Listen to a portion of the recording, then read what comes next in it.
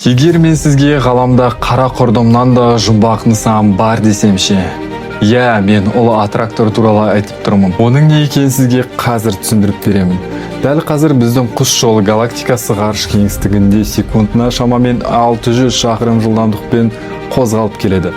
Бұл құбылыс кездейсоқ емес. Ғалымдардың пікірінше, бізді ғарыштағы жұмбақ гравитациялық аймақ өзіне тартып жатыр. Ең қызығы, өзіміздің құс жолы галактикасы сол аймақты тікелей көруге мүмкіндік бермейді.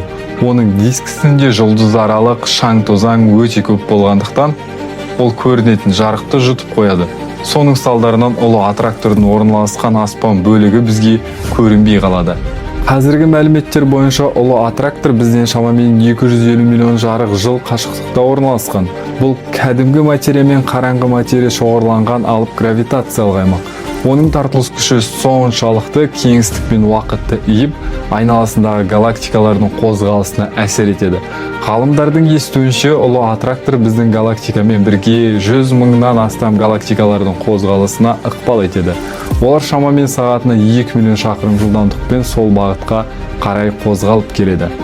Ең жұмбақ тұсы, біз ұлы аттрактордың өзін тікелей көре алмаймыз. Оның дәл ортасында не бар екенін бүгінгі күнге дейін ешкім нақты білмейді.